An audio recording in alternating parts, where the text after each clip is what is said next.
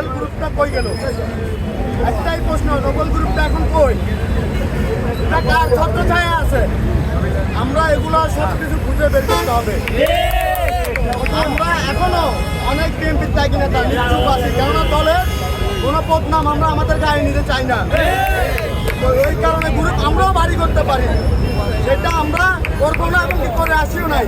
আগে আমরা 5 তারিখের আগে যখন আমরা মিছিল নিয়ে যাইতাম, হাতে কোনো 20, 25, 30 জন এরিয়ায় বড় যত বড় নেতা আছে 20 জনের বেশি বাইর করতে পারে নাই।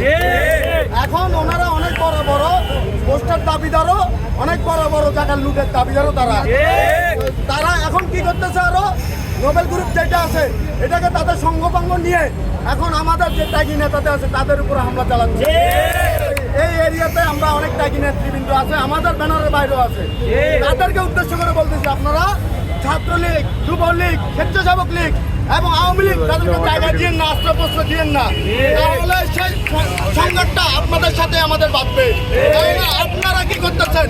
ছাত্রলীগ, যুবলীগ তাদেরকে আশ্রয় দিতেছেন, আর সেই আশ্রয় পেয়ে সেরা আমাদের দলীয় ভাই বোনেরা যারা রাজপথে ছিল বিগত আন্দোলন সংগ্রামে, তাদেরকে গায়ে হাত দেওয়া হচ্ছে, তাদেরকে অপমানি করা হচ্ছে। এই অপমানিটা শুধু তাদের না, আমরা যারা বিএনপি করি, নাকি বিএনপি আছি, সবার আমরা সবাই এটার প্রতিরোধের জন্য শক্ত হাতে সবার হাতে হাত মিলিয়ে আমরা সামনে এগিয়ে যেতে চাই। আমার আর কিছু বলার নাই, আমার বড় ভাইরা, অনেক বড় ভাইরা আছে এখানে, আমার সিনিয়র নেতৃবৃন্দ আছে, তারা অনেক কথা বলবে, তাদের কথাগুলো একটু মনোযোগ দিয়ে শুনবেন। আর যে নীতিক নির্দেশনা আছে সেগুলো নিয়ে সামনে হাত হাত থেকে আমরা এগিয়ে যাবো ইনশাআল্লাহ।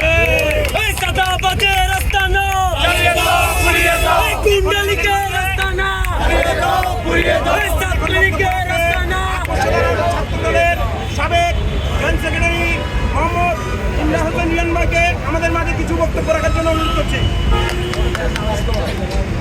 আজকে খলিলের উপর সন্ত্রাসী হামলার প্রতিবাদের এই বিক্ষোভ মিছিল ও সমাবেশে আমার সামনে উপস্থিত আমার সহযোদ্ধারা, আপনারা কেন জানি মনে হচ্ছে দিনকে দিন কি হয়ে যাচ্ছেন, স্বার্থপর হয়ে যাচ্ছেন।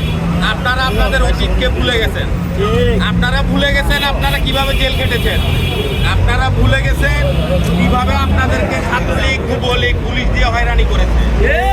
আপনারা ভুলে যাচ্ছেন যে আপনারা রাস্তায় উঠলে মাত্র আপনাদেরকে পুলিশের ধরতে যে ডিস্টার্ব করতো, বিভিন্নভাবে থানায় নিয়ে আপনাদেরকে নির্যাতন করতো এবং তারা মামলা দিয়ে আমাদের পরিবার থেকে টাকা পয়সা নিয়ে চাঁদাবাজি করেছে।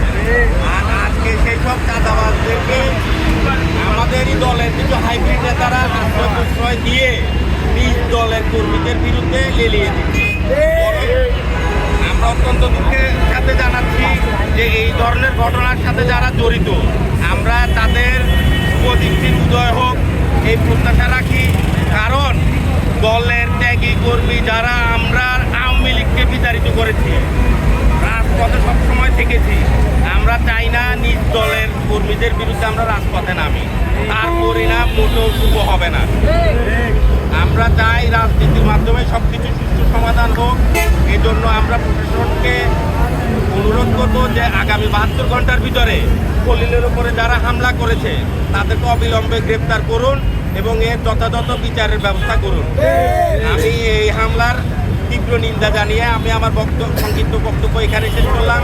এখন সভাপতি বক্তব্য দিয়ে আমাদের প্রোগ্রাম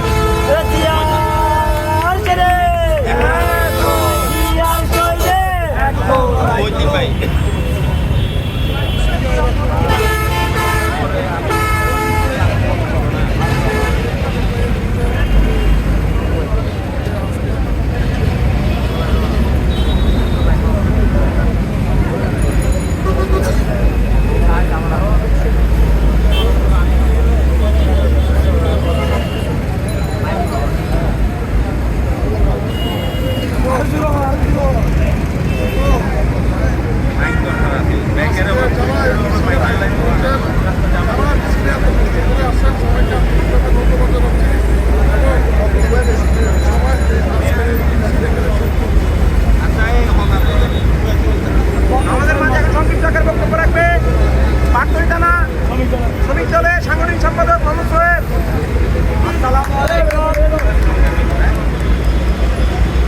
দলীয় নেতা কর্মীর উপরে বিগত আমলও এরকম আওয়ামী দুঃশাসনের আমলও হয় নাই।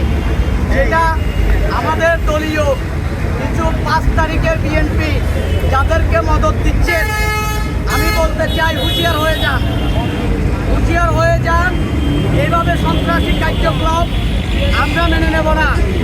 পাহাড়তলী থানা শ্রমিক দল মেনে নেবে না। আমি আমার বন্ধু খলির উপর যে বর্বরতা হামলা চালিয়েছে এবং ভাগিনা সুমন সহ উপস্থিত ছিল, আমি এই হামলার তীব্র প্রতিবাদ ও ধিক্কার জানাই। এদেরকে যারা আশ্রয় প্রশ্রয় দিচ্ছে তারা আমাদের দলীয় ভাই হতে পারে না। তারা সন্ত্রাসীর কোনো দল থাকে না। আমি এই বলে আমার সংক্ষিপ্ত বক্তব্য এখানে শেষ করলাম। আল্লাহ হাফেজ।